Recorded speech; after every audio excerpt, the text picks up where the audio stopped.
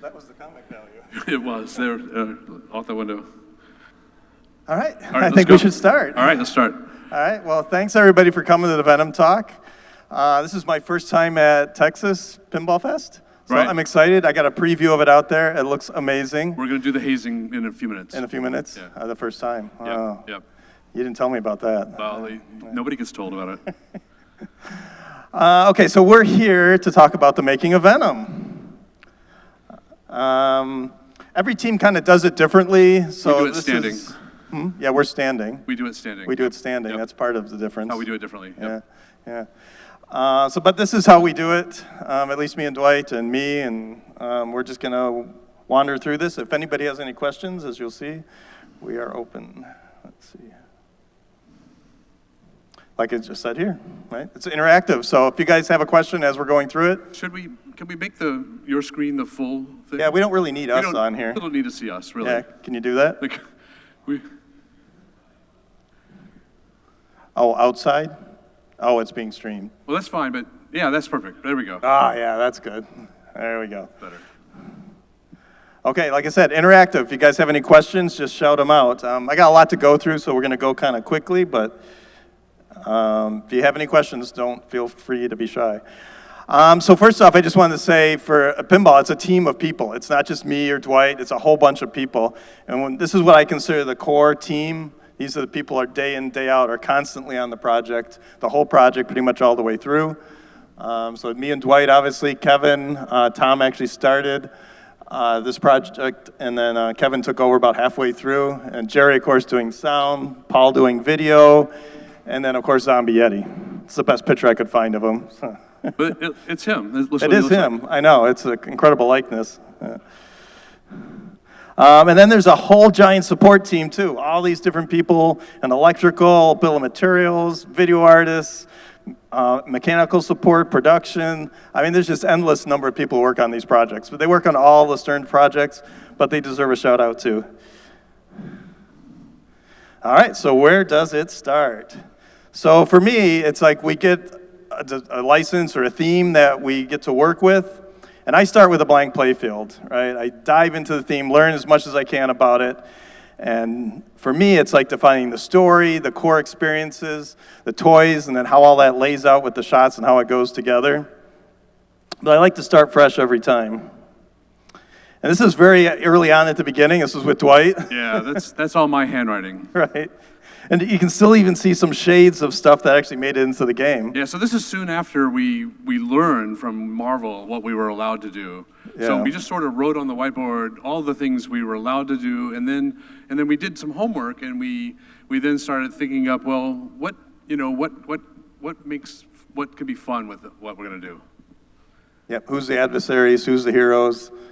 And you Which see there, characters? like Captain America is currently, we were up in the top right corner, I was writing the team up people, the people that were gonna be team up. How many people have played Venom? All right, good. There you go. You guys know a little bit We about have something, yeah, some that's idea. good. So Captain America was originally gonna be a team up person, but then we learned from Marvel that he had to be Venomized, and we had this whole Venomized idea, so then we put him down instead of Ghost Rider. Yep. So this was really early on. We get together, we just throw ideas around on a whiteboard.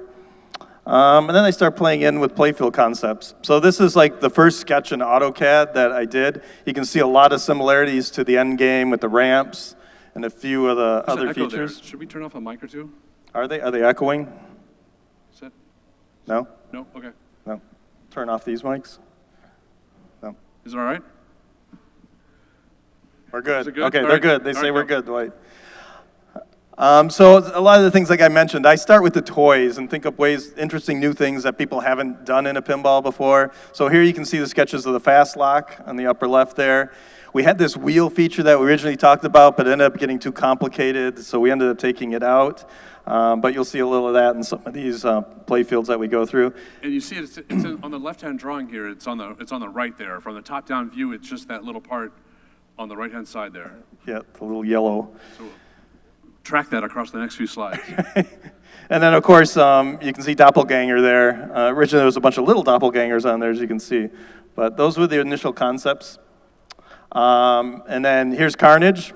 He was a little bit different when he started out. He actually went all the way up the track and then fell over the back, but that ended up being way too complicated and wasn't really worth the effort, so we just made him go in through the doors of Ravencroft to make the effect of getting to the end.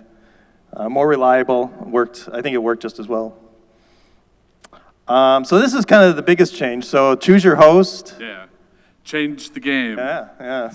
So against that in the beginning. You did, you hated that saying. But it's a great saying, it really describes the game.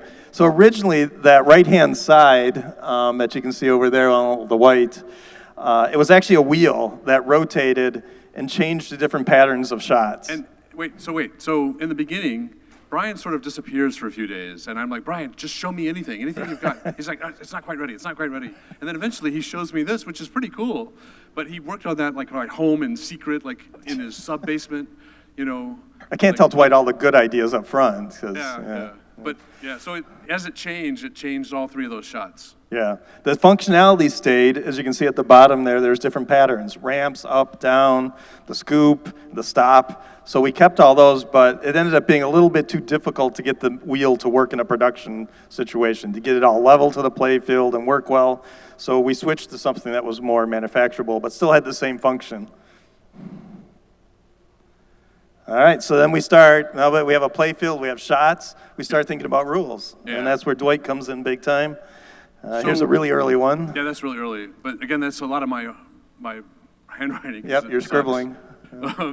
So one of the early things that Brian and I wanted to do, and it was probably before this, it was soon after we did that whiteboard, was one of the early concepts we had was we wanted to make it so that, like dad or the mom, the enthusiast of the family, brings home the game, brings it to their basement, and plays with the rest of the people in the family and their friends. And I wanted to make it so that everybody, not just the enthusiast in the family, could get to the end and beat the boss. So we started working its way backwards. How can we get that done? What will it take to make that happen? And we came up with the whole level thing. Like, well, what if we made it like using Insider Connect It, you save your progress as you go, and you level up, and the higher your level, the easier it is to win. And that was just the story that we stuck in our heads right from before then until. I'm already ahead of you, Dwight. All right, so then since we're changing, so we wanted so it was change your host, change the game, and even though that phrase didn't exist back when we wrote this, that was still our core concept. It was, we wanted to make it so that not only did the game physically change, but the music changed and the rules changed. So this is me trying to figure out, well, what are all the different combinations depending on which host was active, and where would all the ball flows go depending on which host was active, and how can I change all the rules depending on which host you choose? Yeah. That's really early concept. Right. What shot patterns, what flow we can get that's different for every character. We paid close attention to that. And you can see we moved the wheel. The wheel moved there from the right-hand side to the middle, right? The spinning wheel. Well, no, that's actually the old device, the spinning wheel. The big one in the center, yeah. The wheel with all the lights. We'll see some pictures of that as we go. Okay. This is, again, yep. Go back.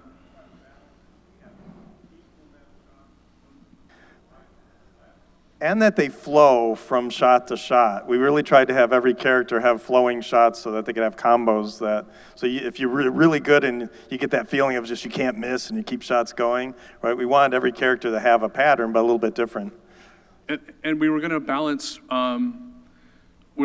features with how difficult the shots were. Like, for example, Flash is easy to get playfield multipliers, but then his combos are much more harder than any other person. And I think this is just laying out all the different hosts that you could pick and what's unique. Later on, right? Yeah. Right. This is a really cool program called Lucid Spark Whiteboard. When I learned about that made life easier to collaborate with the whole team. Yeah, especially during COVID. This is me trying to figure out, how to balance everyone so that it made sense. So then we get a start on rules, right? Now we start getting into the art, the cabinet and the back glass. Jeremy comes on the project, and he starts sketching. So these are like early versions of the black and whites. They're not completely final. You can see some of the characters don't have as much detail. He's just looking at the composition. How can I make this dynamic? Jeremy rocks. Yeah, and then here's a color study, right, just to feel the colors, is it coming together and how he wants. And he does this with all the different models too, Pro, Premium, and LE. Right, here's premium back glass, an early one from there. And then the package starting to come together with all the color, but we're still a little black and white on the front. And then an early LE, just the black and white version of it. He had finished the back glass with the color by then. Go back. Let's do a poll real quick. You want to go back? Which art package is the best of the three? Let's say Premium, LE, Pro. The Pro wins a little bit over the LE. Yeah, and the Premium had almost no votes. I think the Premium looks the best. So you guys are wrong. So an early playfield where you're starting to sketch out, right? We already have a lot of the rules defined at this point, and he's trying to embellish that on the playfield so people understand what they're doing. And we didn't give him a whole lot of room to work with. He really had to squeeze stuff in. I like inserts. And there's the LE. Wait, no, I'm going the wrong way. Okay. And this is really cool. Jeremy sent me this. This is like his progression as he goes through it. I'll let it play a couple times.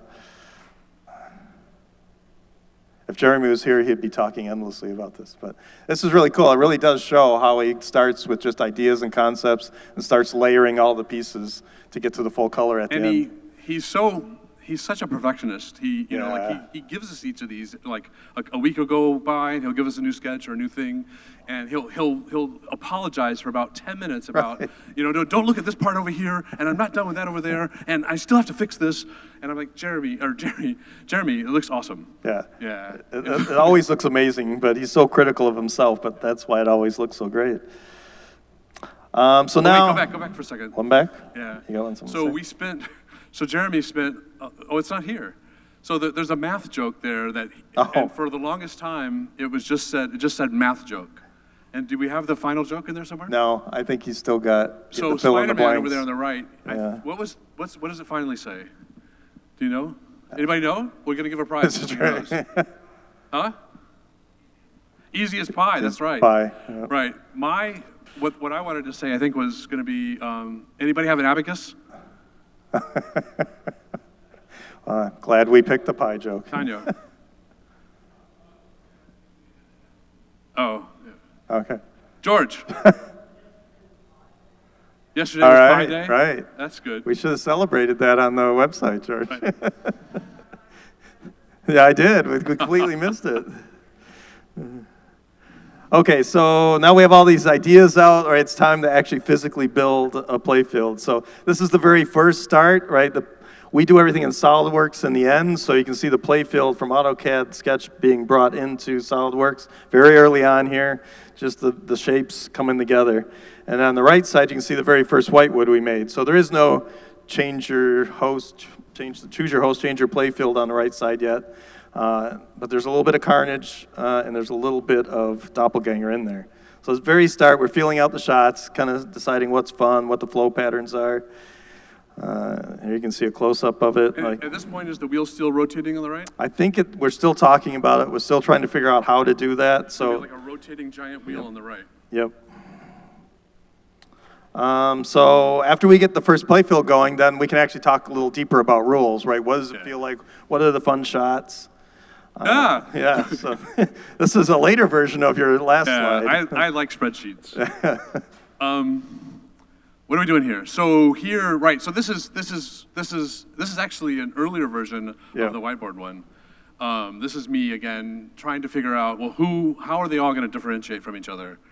And there's just a lot of stuff here that nobody cares about. Yeah, and a lot of it probably changed in the end, but that's what we start doing, trying to lay it all out. Yeah. Oh, that's so. This is Dwight's drawing. This is Dwight codes. This is programmer art. This is why we hire artists. Can you tell us what's going on here, Dwight? So that's me trying to describe to the artist what the selection screen could look like. And you can make out all the characters, right? Right. So that's Peter Parker there in the middle, and this is Hulk there on the right. You got that? You see the green? Yeah. And then on the right, go ahead, question? No, we make it up. We like to bring something new every time, so we like to mix it up and try to come up with some unique things. And the mini modes originally, so the 12 mini modes was originally 30 mini modes, and that became too complex. So right. I simplified it all down so that they were all the same. You would just learn, so that, because each host would have a different set, but all of them are the same. They're just 2 shots. Each light is just 2 shots. But you can see the progression that was still even there in the final game on the right side, right, going all the way up through to Grendel and Knoll. And while it changed a little bit, that pathway, we kept refining. Yeah, see the palette of colors on the far right? That was going to be, like, every light was going to have a different set of colors, and I had very complex ideas that we threw out. Thankfully. And then Insider Connected. Both Dwight and I are huge supporters of Insider Connected because we love the possibilities that it holds. So we really wanted to push the boundary a bit on Venom and allow you, like Dwight was saying at the beginning, right, to continue your game and for everybody to be able to get to the end wizard mode. But it's a tough balance because while some people may take hundreds of games to get there, there are some people who can get there in 1 game. So we still wanted that to be possible. Keep that one. So it's a tough balance, but I think we came pretty close on Venom for our first stab. So we always makes us smile. Like we'll see a Facebook post or something, or George will send us an email about, hey, I just got it. You know, it only took me 16 hours, and we planned on maybe about 20 hours for the average person to get there. But some people are taking a long time, and some people again are taking 30 minutes. Right. So that's awesome. Yeah. Okay, so now we're on to the next whitewood. This one you can see on the left is getting more refined in SolidWorks. More of the pieces are there. It actually looks almost like a playfield now. You can see we still had the wheel on the right at this point, the spinning one with the lights. But the big wheel that rotated with the different shots is now gone, and what you're seeing is what's closer to ended up being real in the end. And you can kind of see that on the right-hand side too. There's kind of a close-up. Now we have a full Carnage on the left picture there. The slide mech instead of just a captive ball. And again, on the right side, you can see Doppelganger still there. But Doppelganger started out as frozen in place. It wasn't gonna rotate out. It wasn't gonna rotate out, but it was blocking shots, and it wasn't really a surprise. So we came up with the swivel idea sort to come out, and Mechanical did an amazing job coming up with a mech that could do that for us. And I think it really added to it. So now it's a surprise attack with him jumping out, and you only have a limited time to get it. And some of these first whitewoods, we call this a rat nest because they're all individual pieces wired individually with wires instead of lamp boards. So it becomes a big mess of wires, but that's what you have to do sometimes at the beginning to get it up. We originally had these moving gates on Carnage too. As you push through, the gates would close, but it just didn't end up being very reliable. And in the end, sometimes less is more on these things, because if they would have broke and Carnage couldn't get through, right, that wouldn't have been fun for anybody either. So we ended up taking those out. This was down there. That was Carnage in his early years. In his early years, yeah. He grew up, and yeah. So we use stand-ins sometimes, right? She was about the same weight and size, so that helped us get the feel for it down. She is, right. And who is she, George? But we are working on real sculpts at this time, too, so here you can see them before they're actually decorated, what they look like. All right. And then we start in on other things, right? The audio starts going, Jerry starts getting music in and sound effects, just the early start, and we start writing a speech script that gets written and gets sent out to Marvel. Mark Tremonti. Yeah. Mark Tremonti starts. We had a couple of talks with Mark on the Eddie Brock music. Nice guy. Yeah, and he loves pinball. He's so awesome. And then we had the speech actually recorded. Marvel did it. 18 different characters. They did it all for us, and I think it turned out great. Yeah, Marvel. Yeah. And there's other things that are going on too, like we're life testing all these devices. So there's different fixtures that are going all the time. I think one of these actually is a video. Yeah, there we go. And it's that right one there where we learn whether or not those doors can reliably close. Right. It's very loud. There's a whole room of these devices at Stern that you have to put earplugs on to go into. So, but you can see the store is closing there, but Yep. we decided to take them out. Yep. And then the whole display, it's a whole team that does all of the graphics on the display. And this is a whole huge project unto itself. And it's like for a few months, it's about 8 people on the AV team who are all just doing a pipeline of stuff. They're storyboarding and making 3D models and then making the scenes and then finalized art and so forth. Yep. I have a couple slides of that. So it starts with Jeremy on this game. We wanted the look to be really cohesive through all the art on the cabinet and playfield and what's in the display all looks like it came together. And I think we did an amazing job of that. The team did incredible. So we start with the interface. I think this set the mood, right, for what the game is going to look like and feel. Wasn't there a video there or no? Yeah, this one there is. Okay.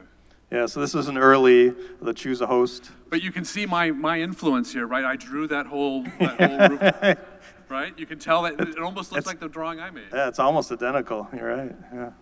Yeah. You might have had a little more detail actually, because this is just a previs, right? Right. Well, yeah.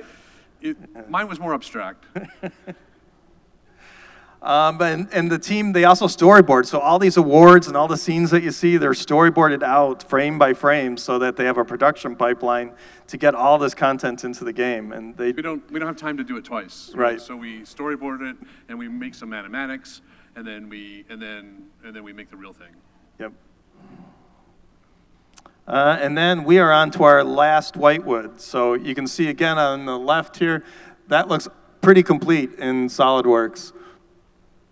Now we have a Pro model too, so the premium LE's on the left and the Pro's in the middle. And then on the right, this is pretty much everything and it's really close to the production game. You can see that wheel's gone on the right side and now it's a billboard with the lights, which was a little simpler, easier to understand. But pretty much everything on the right now is the game. I think the doppelganger's still going up and down here. Maybe. I don't think he's actually on this playfield yet. On the left side there. Yeah. Maybe. I don't know. Yeah. And you can see some close-ups. This is probably out to date too, but this is kind of like our time to finalize the rules and becomes a process for Dwight and his team to get everything into the game. Yeah. Everyone in the audience has played all this, so. Yep. Yeah, we don't have to go through it, but this is a really cool drawing. That's another Dwight drawing. This is the whole game. That's right. So this is right. I was trying all right, so there's a story here. Should I tell the story? Sure, tell the story. Okay, so several times throughout the project, I go to Brian, I go, we don't have enough stuff in this game. So Brian's like, we got plenty of stuff in this game. And then so I had to make this just to agree with him. Because what we did was we changed the paradigm of modern games. It's a departure from just a basic mode-based game. Right? It's not a mode-based game at all. It has lots of modes in it. It has wizard modes and video modes and multi-balls, and it has all kinds of modes, but it's not a mode-based game per se, at least in my head. And I couldn't completely get happy with that, because I had never really done it before, and until I did all this, until I wrote all this down. And then the censure was Gary Stern came to play the game.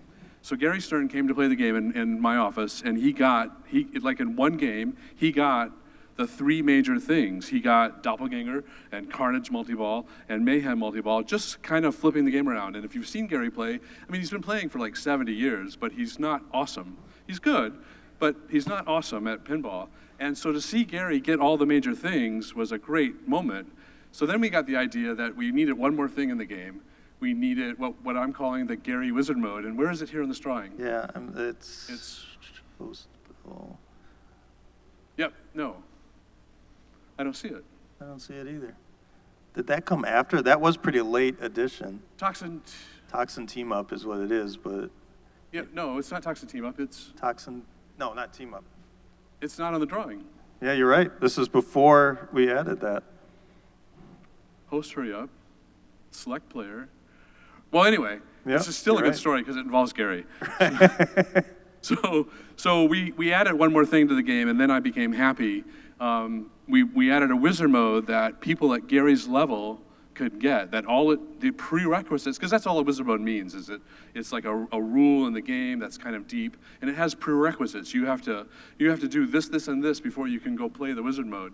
So the this, and this we made for the Gary wizard mode was Doppelganger, Carnage multi-ball, and Mayhem multi-ball. If you get all three of those, then it lights the toxin. It is Toxin Team Up. It's right there, right? Yep. So Mayhem reaches up. Oh yeah, it is. There's the green box. I see it. Doppelganger reaches Right up here. to it. Yeah, and then Carnage multi-ball. Yep, there it is.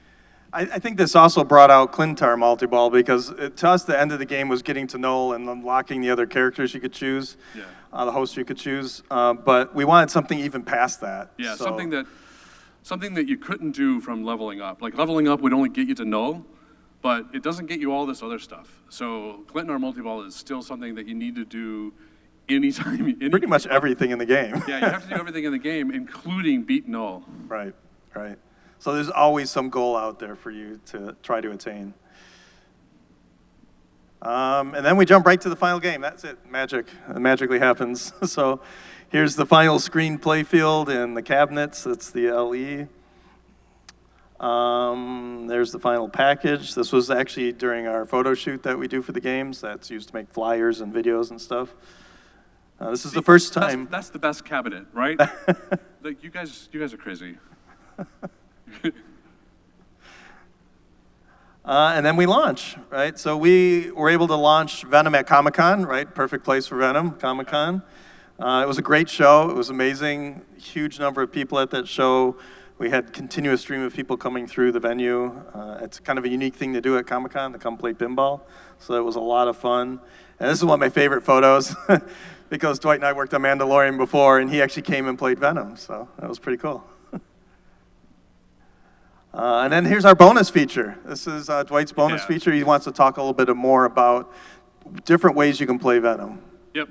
Or just, well, it's more about the gameplay menu. Yeah, the gameplay menu. But there are different ways of... Let's switch seats. Okay, jump in. So was it spacebar? Down. Down? Okay. So what do we got here? I made these a few days ago. All right, so I want to talk about all the different ways you can play Venom, because like all of you guys have played Venom, but maybe there might be one or two things I can teach you. So right off the bat, as soon as you log in, and of course you should always log in because you can still get achievements and quests and whatnot, and but you can choose not to use your save progress. Like right off the bat, you can just play the game without your save progress if you want to. Like if you're not trying to beat null, if you're trying to, do whatever, you can do that. And then the other thing I wanted to show you is that the attract mode. This is the attract mode. The attract mode, every once in a while, anytime you want, you can go up to the game and hit the flipper button just a few times, and eventually you'll come to this screen, and this screen will tell you what the game is set to. And what I mean by that is there's an adjustment, and you can change your game to be standard or co-op or whatever. And we're going to go through all those in a second. But in the attract mode, it'll tell you what you can play. And here's the gameplay menu. So now, starting with Venom, and I think Jaws is doing this too, is that right? So starting with Venom and then Jaws and maybe future games, when you first walk up to the game, the button is flashing orange. And that's a departure from what we've done. And the lockdown bar, the button on the lockdown bar. Yeah, the button on the lockdown bar. And what it means is if it's flashing orange, it's not going to start a game. It's going to take you to the gameplay menu. So you walk up and you hit an orange button, it's not going to start a game, it's going to do whatever's going on there. And the first thing it'll do is it'll take you to the gameplay menu, and then if you hit it again, and then it'll like on this screen, it'll change to green, and anytime it's flashing green, it's going to start a game. So that's just going to start a normal standard game. Then there's co-op. Co-op is something that, of course, I didn't invent, but I started bringing to Stern with Turtles, and then I've been doing it in every game since then, I think. So co-op plays, anybody here play co-op? Good, we got a few. All right, cool. Does everybody understand co-op? Give them a one-sentence description. Yeah, no, exactly. That's exactly what I should do. So it's shared progress, but it means as you play, like if I complete mini modes, then you're going to have those mini modes completed when you start your ball. And then but if I get to one of the boss monsters, one of the minor boss monsters or major boss monsters, and I beat them or play them, I'm not going to play them for you. I'm going to leave that. The game will still let you do that. But in Venom, shared progress means, if my mini modes get completed, your mini modes get completed. Impossible Play. Do people here know what Impossible Play is? Couple. All right, so Impossible Play is pretty cool. It's my thinking is that the gameplay menu allows the player some amount of control over the game. Because of course, the guy that owns the game, he has ultimate control. But the player, the gameplay menu allows the player to play it maybe slightly differently. So Impossible Mode, it makes it so that your flippers can't trap for very long. Like you get like a second to trap up a ball, and then it's going to kill that flipper. And it also sets the game to very hard. So like you get, it's very hard to get extra balls. All of the rules are very hard, and so on. And then all these features that Dwight's added here, they're for longevity of the game, right? You've played the regular game, you've gotten to know multiple times, unlocked everything. So now there's even more ways to play it. Play it with friends. Play the Impossible Mode because you need more of a challenge. So I made Impossible Mode. I don't know which game first. Maybe Munsters. And then when I did that, Ed Robertson called me up and he said, you need it so that only the first player is impossible. So again, it sets it up so that like the enthusiast in the family can be the first player, and the kids or the wives or the husbands can then be, the friends can be players 2, 3, and 4, and they have more of a balanced playing field. Right, so Monster Play, and I first called this Hero Play, but then we changed it because it didn't make sense. You don't want to beat the hero; you want to beat the monster. Which it's really great if you live in a house like Dwight said. You got one player who's really good, and the others are just casual players, right? They're going up against them, and it's really fun. So if you get 4 people, 3 average players can sometimes beat the really good player. Yeah. It puts them all on even play field. No pun intended. And then there's 3 or 4 different flavors of team play. So team play is another kind of a neat thing. All it does, it doesn't change the game at all. It just adds your scores together. It adds, like in this case, players 1 and 3 versus players 2 and 4. And it just keeps those scores tallied so that you can quickly see who's winning in the 2v2 team. And then there's 3v1 and there's 2v1. You can start any of those that you want. Competition mode, very, very popular, right? You can, right from the gameplay menu, you can practice competition mode on any Venom game anywhere out there. And then something that somebody sort of requested at a show that I eventually tried to implement is, now I call it prolonged competition. So let's say like you don't have the keys to the game, but you're for the night, you're gonna run a tournament on this location. You can turn competition mode on and it'll stay on until somebody either turns it off or, goes in and turns it off or power cycles the game. So that's kind of cool. Yeah, so if you don't have keys, sometimes they don't have keys at the locations for the games, they can still turn it on for everybody. Yep, and then it'll just stay on. DJ Mixer is something we've been adding since when, George?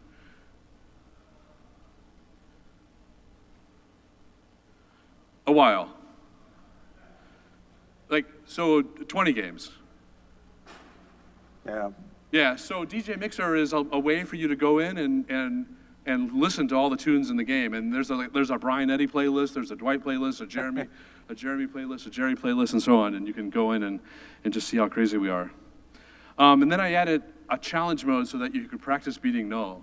And this is kind of cool. There's 3 different flavors of it. There's low, where you would start off at level 70, making it easier to beat null, because the higher level you are, the easier it is to beat null. Or you can start at level 50 or start at level 30. But the other thing that you can do as soon as you push start here is you can with the left flipper button, you can change what grid lights are on for that challenge mode. So how many people have played the challenge mode? You should. Go play it right now. Leave right now and go play it. There's got at least 2 Venoms on the floor. And if you're having trouble beating null, it's a great thing to do. Go in and it's good practice for beating null. Yeah. Mm-hmm. So wait, there's a couple slides missing that I didn't give you. Oh, okay. Not your Not fault, my it's fault mine. this time. So there's other things you can do on the gameplay menu. You can reset your Venom account. Oh, yeah. You can reset your progress. And like every time we come out with a new major release, just do that for the fun of it. Reset all of your progress and start over, and beat null again for the first time on the new code. I recommend it. So now I'm done. That was it. All right, so yeah. This is a great picture Jerry drew for us. I don't think we ended up using it. And Gary has a symbiote. It's fun. I think that's it. That's Yeah. all we have. Unless people have questions. Anybody have any questions about anything in Venom or? Yeah, we had talked about also doing a talk at some point, maybe about the different ways to play Venom, the different strategies, because you have the ability to change hosts and it changes some of the rules and what you need to do to win. And people start having preferences and what they think would get the highest score or be able to beat their friends at or in competition. So we might do that at some point too. Yeah. There's lots of built-in strategies. Some of them are obvious and some of them not so Not obvious. so obvious. And every once in a while I hear, an enthusiastic tournament player go, you know what my strat is for league play? Right. And they break it down for me. First I start with Flash, and then because I get Sleeper, and then I switch to Peter, and then And they some all have people don't different- realize there's that much depth in there. Yeah, And there's lots of strategies. once you do, it's like the light bulb goes on, then you start trying these different things with different characters, so. Yep. Any questions from anybody? Anybody? You want to come up here? Oh yeah, come up to the mic if you have questions. Hello. So among all the pinball people I know personally, the logging in and saving your progress thing is a smash hit. All right, that's great. Yeah, I would love to know your thoughts about how you'd like to see it either refined or expanded in games that you might design in the future. Yeah, Dwight and I definitely, we're big supporters of it. Yeah, I think you'll see even more on our next game. 'Cause, Maybe. Yep. Yeah, I Yep. think probably. Probable. Maybe, yeah. Not to give too much away. George, come on. George. Come up to the mic. If you have a question, just come into the front aisle. Yeah, there. just stand in line, it's fine. Yeah. So, Are we fired? you guys, Brian, when did you start working at Williams? When did, me in 1989. And Dwight, when did you start? 6 months after he did, 1989. And you guys used to share an apartment, right? We did. We did. And what street was that on? I'm sorry? What street was that on? What street I did don't It you was in live on? Wooddale. It was in Wooddale. I I don't know the street. Do you know the street? And so in 1989, you guys are Might have shared a room like in 1990. okay, 90 probably. and so like in the living room Oh, right. of your apartment, We had a really good game, and then we had Brian's. what was it? What was the game? We had Riverboat Gambler, my first game, Yeah. and Okay. we had Pool Pool Sharks. Sharks. Yeah. Okay, so, and when you guys were sitting around having a beer, I'm sorry? when you guys were sitting around having a beer, or Yeah. was it Yep. a Coke or a Kool-Aid, or, I don't know, what? Juice box. Were you guys thinking about this stuff? Like is Of course, George, we knew this all along. like the work we get today. It's been 30 years in production. Yeah, that's what I'm saying. That's what I'm saying. So it's not an accident that I put these guys together. See? It just took Right? 30 years to get there, that's all. I was like, no, look, I mean, that had to have something to do with it. Yeah, I'm sure it did. Brian and I think a lot alike. Yeah, I love working with Brian. same me. I mean, honestly, who could live with either of these guys? There's not many. Don't tell all the secrets, George. We're a delight to work with, right? What? We're a delight to work with. Yeah. Oh, yeah. Sometimes. Dwight and I argue quite a bit back and forth on stuff, but we think that's what makes a better game, Yeah, too. 'Cause Dwight's usually wrong, but, I have to take him there. We Sometimes. don't, but we do argue, but I don't think, none of the arguments last. No, they're good arguments. Usually one of us wins, and the game always wins. The game always wins. The game always wins, Yeah, yeah. I think that's the point, yeah. And we'll know, sometimes we'll implement something and we'll have to say, oh, you were right, that sucked. Yeah. There's tons of things that we do that suck. There's Both of us, all of us. that yeah. you write all kinds of multi-balls, and it sucks, and you throw them out, and you write them again, and you figure out, what's the essence of what you're trying to do here? Yeah. Question, sir? First, I want to say the same. The C game system it really needs to be on everything from here on out. It really makes it to where it makes pinball a lot more accessible. Oh, that's great. I've had so many people play and want to play more and think they can beat the machine and beat the machine. And to That's me- exactly what we want to hear, because we didn't know, right? We started this, and we tried to go down a path that would achieve that, but we really didn't know until it got out there. We felt, because we're not expert players either, we're okay. Yeah. But so for us, it's meaningful too, so hey, we're actually going to be able to get there ourselves, so. It took me 8.5 hours to beat Grundle. That's Awesome. Okay. Where I'm at. That's pretty great. fast. I Yeah, haven't that's unlocked actually everybody yet, but How many times have you beat him now? Right, in about 30 seconds, I can show somebody like, okay, do this to light these lights, and they can make progress. It's They easy get to it. explain, Yeah, the where light so goes many on, pinball games yep. now are just, they're so complex, and Cool beans. trying to explain it to anybody. But I wanted to ask about the, how hard of a decision, or when did the decision come from between the Pro and the Premium to change the game mech to not have the mech, or where did y'all have to balance that out with like cost, or were there any other possibilities that like maybe remove Grendel or remove Carnage and keep that mech, or? Right. Yeah, we have lots of talks about that, even right from the beginning, because we come up with a lot of toys. Now, personally, I like to come up with 5 or 6 new things, and probably 3 or 4 will end up making it into the game. But we have endless talks back and forth as we're developing it, what makes sense to pull out. And one thing that sort of surprised us a little bit was the fast locks became Right. more fun than we really Right. thought it was. Like we knew we were going to do the whole fast lock thing, but when you play it, it becomes like, oh, you can't get rid of that. Right. That has to be in the Pro. So Sometimes it's yeah. based on the rules, right, with those 2 locks on both sides and stacking the balls, right? That's a feature that's hard to replicate without that. So sometimes that kind of puts you in a certain direction, but it's a back and forth as the rules develop and as the game develops. As you get probably 3/4 of the way through or something, then you start making hard decisions on where are the things that you can take out that have the least impact, that keep the whole game together still. Because we still want the pros to have an awesome time, right, and get most of the features that are in the premium, just without the toys. And I think we did pretty well on Venom. Yeah. It was a good balance. A lot of things go into deciding what's going to be on our Pro. Right. Yep. Any more questions? Any more? We're good? That's it? We're off? Cool beans. All right. Well, thanks Thanks everybody for for coming. If anybody has any questions, come on up, talk to us. Oh, wait, I got one more thing. We got our giveaways. So for coming and listening to Dwight, I had to give something away. So if you guys want to take, these are little Venom stand-ups. You put them together and you put a little pinball on his Better than tongue. the $5 I was going to give him. Oh, you're going to give him $5. Oh, not now.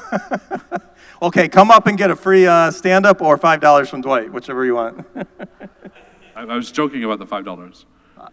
I hopefully have enough for everybody. Good question. Round Mac, I hope they. Awesome. Oh, thank you.